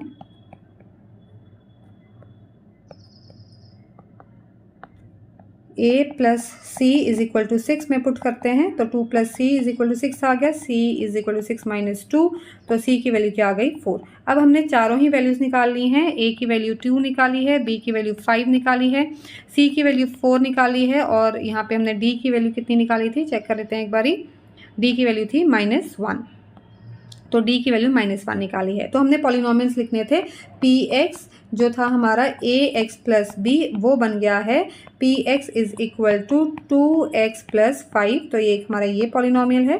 और दूसरा हम लिखते हैं, और दूसरा पॉलिनोमियल है qx is equal to cx plus d, यहाँ पे हम c की वैल्यू पुट करते हैं, c की वैल्यू है 4x प्लस d की वैल्यू है -1 हमने ब्रैकेट में पुट किया, तो हमारा दूसरा जो पॉलिनोमियल है qx उसकी वैल्यू आ गई 4x - 1। तो यही इन्होंने पूछा था, find the polynomials px and qx, तो ये हमारा आंसर है। Question number 12. Look at the first 3 stages of a growing pattern of hexagons made using matchsticks.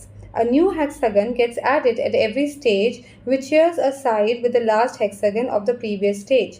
तो ये stage 1, stage 2, stage 3 first part है। Draw the next 2 stages of the pattern, how many matchsticks will be required at these stages. तो सबसे पहले हम count करते हैं, देखो स्टेज 1 है, ये हेक्सागन है, हेक्सागन में कितने साइड्स होते हैं 6 साइड्स होते हैं, हम काउंट भी कर सकते हैं 1 2 3 4 5 6। तो यहाँ पे स्टेज 1 पे हमें 6 जो हैं मैचस्टिक्स रिक्वायर्ड हैं। स्टेज 2 पे वो बोल रहे हैं कि जो एक साइड है वो शेयर कर रहे हैं, तो ये पूरा एक हेक्सागन था जिसमें 6 साइड्स थी, तो उसके बाद 1 2 3 4 5 और हमें जो है मैचस्टिक्स लगी हैं, तो 6 + 5 which is equal to 11 matchsticks हो गई।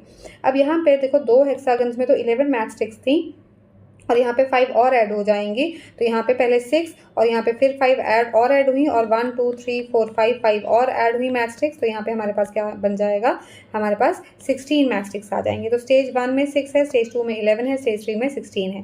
तो ऑब्वियसली जो स्टेज 4 है उसमें एक और जो हम हेक्सागन जब ऐड करेंगे तो एक साइड तो वो शेयर कर रहा है, तो हम यहाँ पे करके देख लेते हैं। तो यहाँ पे जैसे ये हम एक साइड है, यहाँ पे हम हेक्सागन बनाते हैं, तो हेक्सागन में हमारे पास कितने साइड्स होती हैं 6 साइड्स होती हैं, तो एक साइड हम लेके चल रहे हैं, तो इस तरीके से हम बनाएंगे।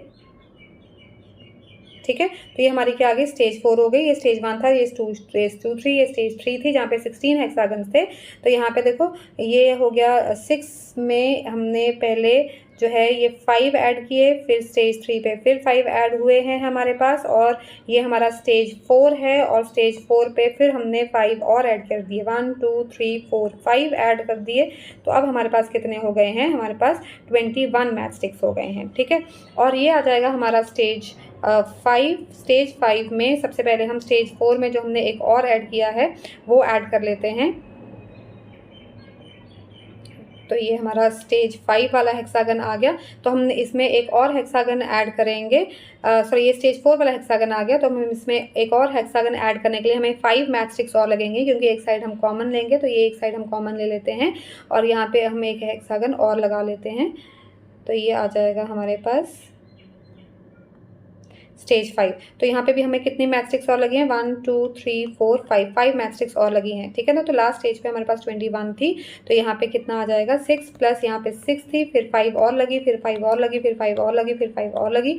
तो 6 प्लस 5 प्लस 5 प्लस 5 प्लस 5, तो यहाँ पे भी हम कह सकते हैं कि 21 थी, तो 21 में हमने 5 ऐड किया, तो कितनी मैच स्टिक्स हो गई, 26 मैच स्टिक्स हो गई।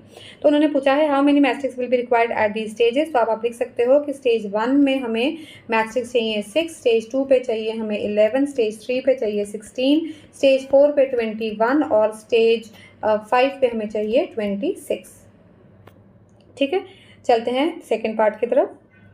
Complete the following table. तो वही है कि stage 1, stage 2, stage 3, stage 4, stage 5 पे कितनी नंबर ऑफ मैच स्टिक्स लगी। तो ये हमने निकाल ही लिया है कि 6 थी सबसे पहले, फिर 5 और ऐड हुई, 11 आया, फिर 5 और ऐड हुई तो 16 आया, 5 और ऐड हुई तो 21 आया, फिर 5 और ऐड हो रही हैं तो 26 आया और एंड सो ऑन। बट हमें यहाँ पे nth स्टेज नंबर का उन्होंने पूछा है कि कितनी मैच स्टिक्स रिक्वायर्ड होंगी। तो उसके लिए सबसे पहले हमें पैटर्न देखना पड़ेगा। तो हमने यहाँ पे देखो बेटा, यहाँ पे मैंने आपको यहाँ पे शो किया है पैटर्न कैसे चल रहा है। तो यहाँ पे हम लिख लेते हैं कि जो स्टेज 1 था, ठीक है ना, जो स्टेज 1 था वहाँ पे हमें 6 मैच स्टिक्स रिक्वायर्ड थी। जहाँ पे स्टेज 2 था तो क्या हो गया, 6 प्लस 5 हो गया, ठीक है। तो यहाँ पे हमारे पास 11 आ गया था। जो स्टेज 3 था वहाँ पे क्या हुआ, 6 प्लस 5 हुआ। तो मतलब मैं इसको ऐसे लिख सकती हूँ 6 प्लस 2 टाइम्स 5 हुआ, ठीक है। और यहाँ पे इसको 6 टाइम्स लिख सकती हूँ कि एक ही बारी हमने 5 जो है वो ऐड किया है, ठीक है। स्टेज 4 पे हमने क्या किया, 5 प्लस 5 और एक बारी हमने और 5 ऐड किया था, ठीक है। यहाँ पे मैं आपको दिखाती हूँ स्टेज 4 पे, ये हमारा स्टेज 4 है, 5 यहाँ पे ऐड हुआ, 5 यहाँ पे ऐड हुआ, 5 यहाँ पे ऐड हुआ, तो 3 बारी हमारा 5 ऐड हुआ है। 4th स्टेज पे 3 बारी जो है हमारा 5 ऐड हुआ है। ऐसे ही 5th स्टेज तक हमने किया है, तो वहाँ पे भी देख सकते हैं 5th स्टेज पे हमने कितनी बारी 5 ऐड किया है, 1 2 3 4, 4 बारी हमने 5 ऐड किया है स्टेज 5 पे। तो 1 2 3 एंड 4, 4 बारी हमने 5th स्टेज पे 5 ऐड किया है। तो यहाँ पे हम लिख सकते हैं 4 बारी जो हमने 5 ऐड किया है उससे हम लिख सकते हैं 4 टाइम्स 5। तो आपको पैटर्न समझ में आ रहा होगा कि ये क्या पैटर्न बन रहा है।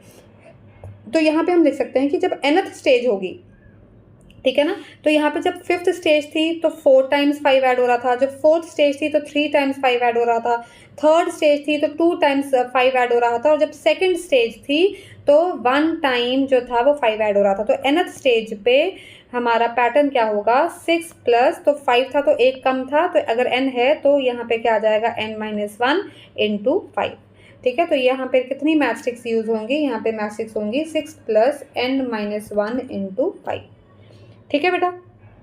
चलते हैं थर्ड पार्ट की तरफ। तो find a rule to determine the number of match sticks required for the nth stage. तो हम ये ऑलरेडी यहाँ पे हम रूल निकाल चुके हैं। So number of match sticks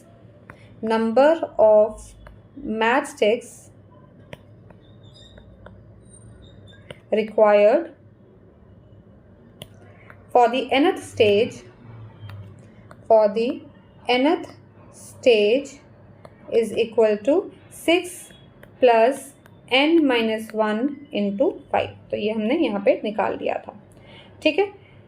fourth part, how many match sticks will be required for the 15th stage of the pattern. तो यहाँ पे बेटा n क्या था हमारा, यहाँ पे n क्या था, nth स्टेज थी, स्टेज नंबर था, ठीक है ना। तो यहाँ पे पहले हम यही वाला जो है एक्सप्रेशन लिख लेते हैं, 6 प्लस n-1 इंटू 5, ठीक है ना। ये है number of match sticks required at nth stage, ठीक है, एट nth स्टेज, ठीक है। अब हमारे पास यहाँ पे क्या है, n इज इक्वल टू 15 है, स्टेज नंबर कितना दिया हुआ है हमारा 15 दिया हुआ है, तो यहाँ पे हम पुट कर देंगे। तो नंबर ऑफ मैच स्टिक्स कितनी आ जाएंगी, number of match sticks at nth stage means at 15th stage, ठीक है ना, 15th stage number of match sticks कितनी हो जाएंगी हमारे पास, 6 प्लस n की वैल्यू हम 15 पुट करेंगे, 15-1 इंटू 5, ठीक है। तो ये आ जाएगा 16 प्लस 14 आ जाएगा, और 14 5 होता है 70, तो ये आ जाएगा 6 प्लस 70 और ये आ जाएगा 76। तो 15th स्टेज पे हमें 76 मैथ स्टिक्स लगेंगी। ठीक है बेटा, करते हैं 5th पार्ट।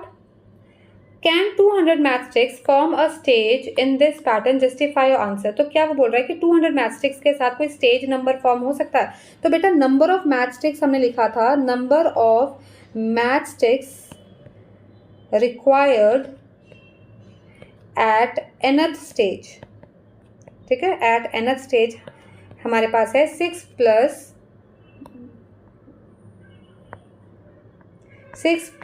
n-1 into 5।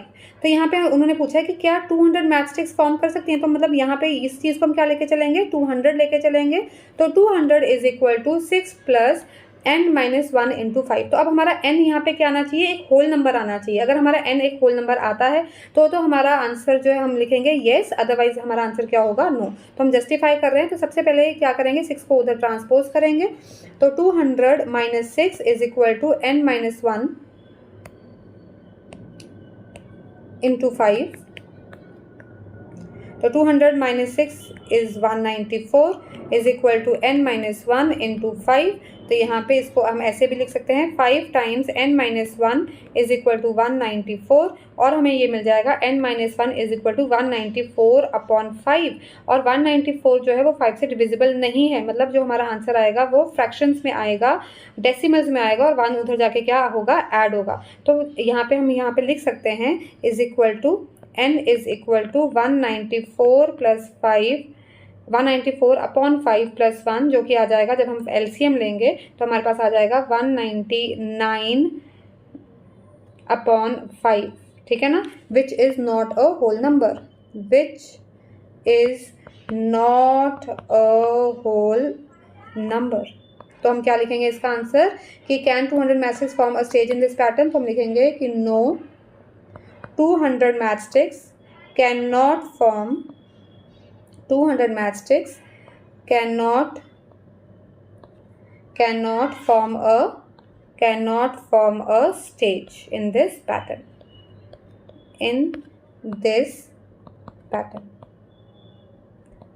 ठीक है बेटा। तो ये था आपका क्वेश्चन नंबर 12। स्टार्ट करते हैं question number 13। Question 13. Let px is equal to ax plus b and qx is equal to cx plus d be two linear polynomials such that first part the graph of px passes through the points 2, 3 and 6, 11. Second part the graph of qx passes through the point 4, -1. Third part the graph of qx is parallel to the graph of px. Find the polynomials px and qx. Also find the coordinates of the point where these lines meet the x-axis. तो हम start करते हैं first part से। तो हमें बेटा P x given है यहाँ पे ए एक्स प्लस बी, और वो कह रहा है कि जो ग्राफ ऑफ पी एक्स है वो पास कर रहा है 2, 3 एंड 6, 11 से। सो पासिस थ्रू 2, 3। तो इसका मतलब क्या है, x की वैल्यू 2 है और y की वैल्यू क्या है, 3 है। तो बेटा हम इसे कंपेयर कर सकते हैं y is equal to A x plus b के साथ। तो यहाँ पे हमारा जो पी एक्स है वो क्या है, y है। तो हम यहाँ पे वैल्यूज पुट करेंगे तो मुझे मिल जाएगा y की वैल्यू क्या है, यहाँ पे पी एक्स की वैल्यू क्या है, 3 है। So 3 is equal to a into 2 plus B, या फिर मैं इसे लिख सकती हूँ 3 is equal to a plus B, और I can write it as 2a plus B is equal to 3, और इसे हम दे देंगे इक्वेशन नंबर 1। ठीक है, और ये ग्राफ और कहाँ से पास कर रहा है, 6, 11 से पास कर रहा है। तो हम लिखेंगे also the graph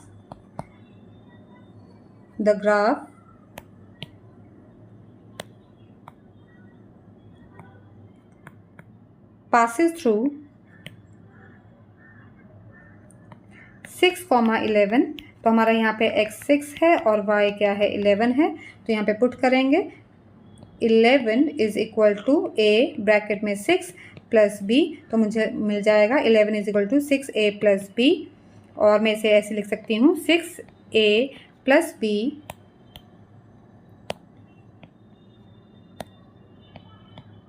is equal to 11। ठीक है, तो ये हमारे आगे इक्वेशन नंबर 2।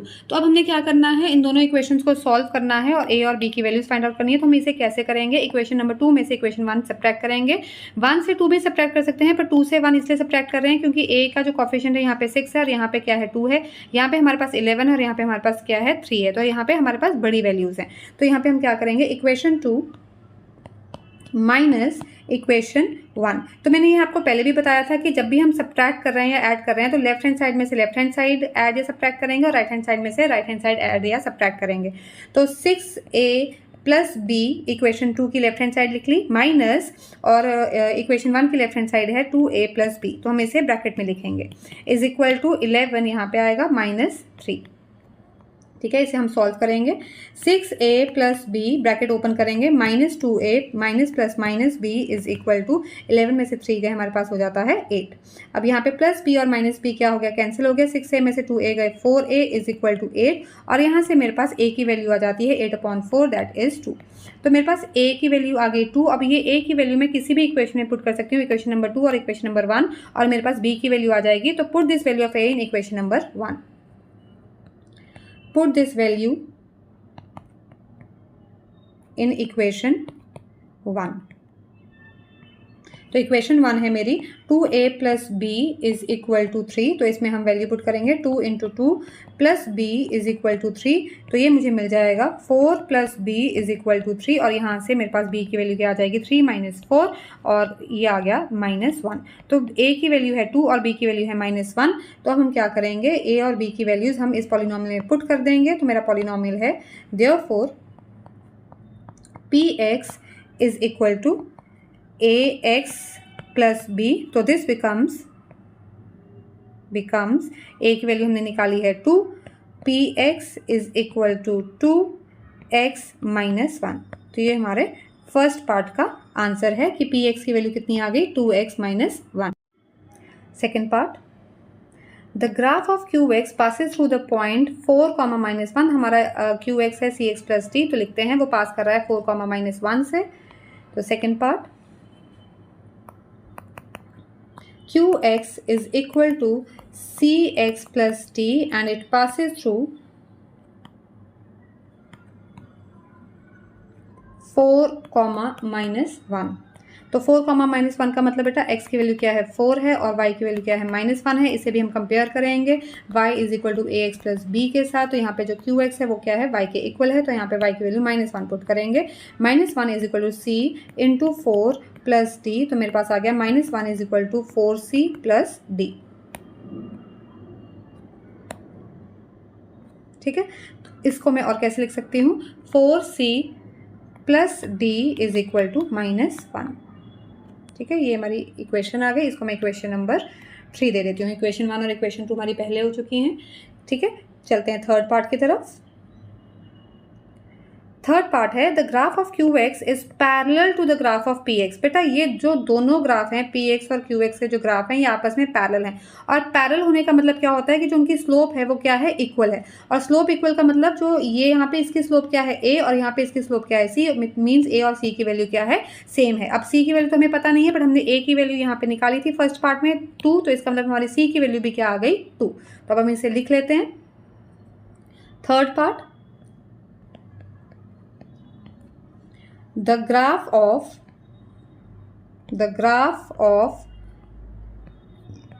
px, यहाँ पे उन्होंने क्या दिया है, the graph of qx is parallel to the graph of px, तो यहाँ पे लिख देते हैं the graph of qx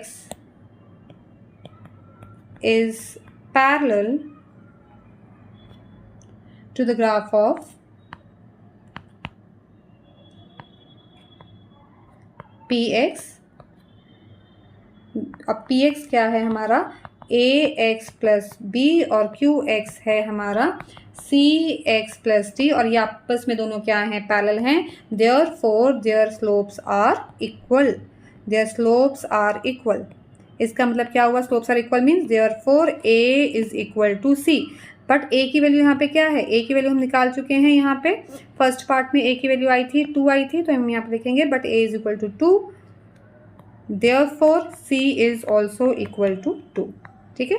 तो हमारे पास c की वैल्यू भी 2 आ गई। अब ये जो c की वैल्यू आई है बेटा हम ये इक्वेशन नंबर 3 में पुट करेंगे। Put this value in 3, put this value in equation 3, तो हमें मिल जाता है 4 into 2 plus D is equal to -1। इसको हम फर्दर सॉल्व करते हैं। 8 plus D is equal to -1, d is equal to -1 -8 और डी की वैल्यू क्या आ गई मेरे पास -9। तो मेरे पास सी की वैल्यू आ गई 2 और डी की वैल्यू भी क्या आ गई -9। तो हमारा जो पॉलिनोमियल है क्यू एक्स वो बन जाता है C X plus D becomes Q x is equal to 2x -9। ठीक है, तो ये हमारा क्यू एक्स बन गया। आगे उन्होंने पूछा है, चलते हैं वापस क्वेश्चन की तरफ। तो आगे पूछा है find the polynomials p x and q x, ये हमने निकाल लिया। Also find the coordinates of the point where these lines meet the x axis. X axis पे जहाँ पे ये दोनों लाइंस है, मीन्स पी एक्स की लाइन और क्यू एक्स की लाइन जहाँ पे एक्स एक्सिस पे मीट कर रही हैं, उसके कोऑर्डिनेट्स निकालने हैं। बेटा एक्स एक्सिस पे वाई की वैल्यू क्या होती है, 0 होती है। इसका मतलब हमने क्या निकालना है, एक्स की वैल्यू निकालनी है और हमने उसको एज अ कोऑर्डिनेट लिखना है एक्स कॉमा वाई। तो करते हैं, इसके बाद यहाँ पे आगे करते हैं। On x axis y is equal to 0। ठीक है, तो यहाँ पे हम पहले पी एक्स की वैल्यू निकालेंगे। So put y is equal to 0 in p x, तो हमें क्या मिल जाएगा, therefore p x is equal to 0। ठीक है, अब पी एक्स जो हमारी इक्वेशन जो पॉलिनोमियल बना था वो कितना बना था, 2x - 1। तो यहाँ पे हम लिखेंगे which implies 2x - 1 is equal to 0, which implies 2x is equal to 1, x is equal to 1/2। ठीक है, तो हम यहाँ पे लिखेंगे p x meets the x axis at 1/2, 0। ठीक है बेटा, ऐसे ही हमने क्यू एक्स का निकालना है। सो हम लिखेंगे now for q x put y is equal to 0 in q x,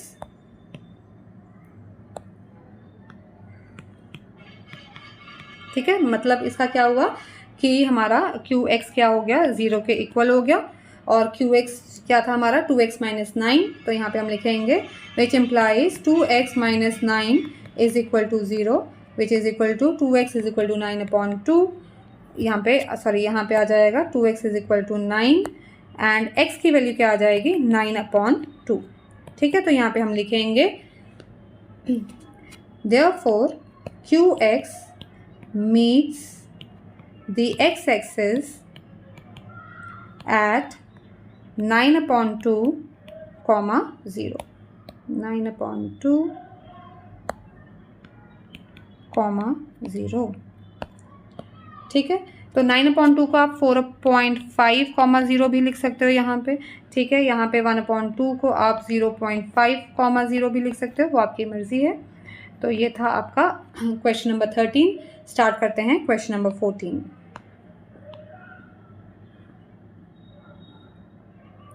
Question number 14.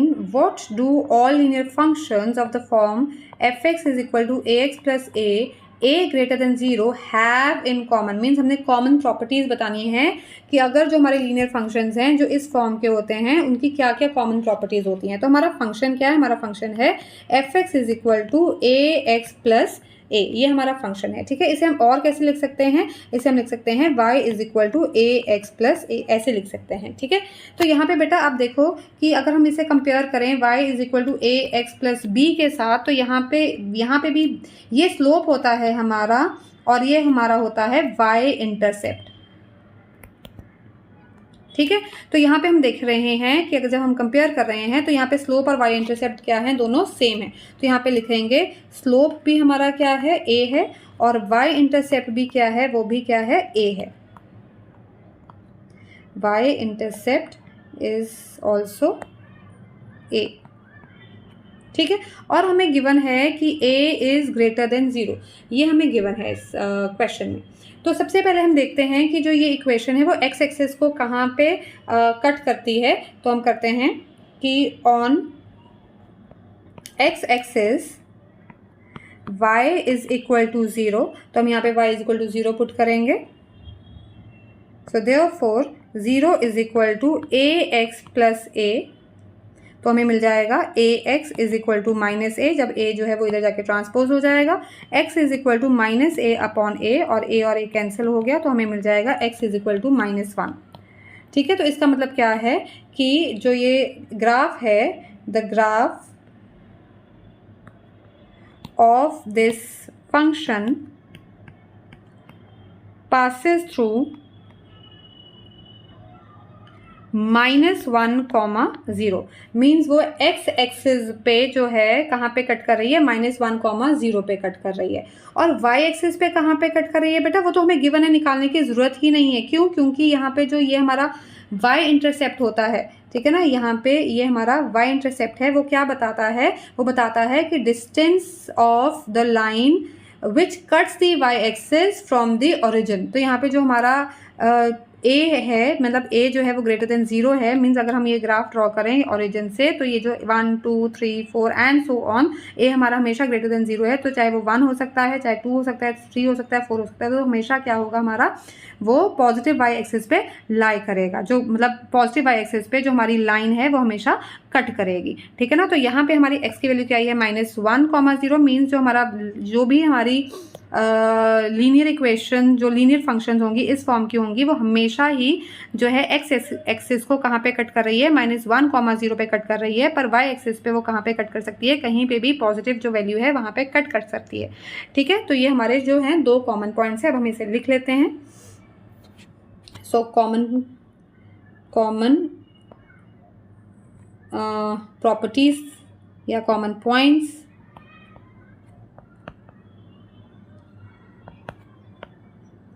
ठीक है, तो सबसे पहला हमारा कॉमन पॉइंट है कि every line passes through the point -1, जो हर लाइन है वो कहाँ से पास कर रही है, -1, से पास कर रही है, हमने अभी देखा। ठीक है, सेकंड पॉइंट देखते हैं। Second point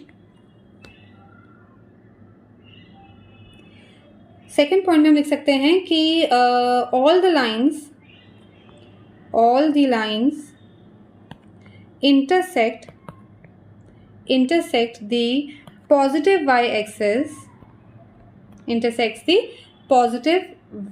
axis at 0, a। ठीक है, तो जो भी कोऑर्डिनेट होगा y एक्सिस पे वो उसका फॉर्म क्या होगा, 0, a। थर्ड पॉइंट यहाँ पे लिख सकते हैं हम कि जो स्लोप है वो हमेशा क्या है, पॉजिटिव है, मीन्स जो हर लाइन है वो क्या है, हमें लीनियर ग्रोथ रिप्रेजेंट कर रही है। So because a is greater than 0 means all linear functions, ठीक है, all linear functions represent linear growth or increasing lines represent increasing lines। ठीक है ना, जो लाइंस हैं, जो ग्राफ है वो क्या कर रहा है, राइज कर रहा है, जैसे हमने एक्सरसाइज 2.6 में कहा था। ठीक है, और यहाँ पे हम एक पॉइंट और लिख सकते हैं कि दोनों का जो स्लोप है और जो y इंटरसेप्ट है उनकी वैल्यूज क्या है, सेम। तो हम ये लिख सकते हैं कि slope and y-intercept have the same value. Y-intercept have the same value. ठीक है बेटा, तो ये था question number 14 and this was the end of chapter exercise of chapter 2। ठीक है, मिलते हैं हम अपनी नेक्स्ट वीडियो में for chapter number 3। So write your valuable feedback in the comment section. Like, share, subscribe to my YouTube channel Practice Sahi Yoga Maths. Follow my Instagram page. Thank you and keep watching, keep subscribing, sharing, and thank you so much.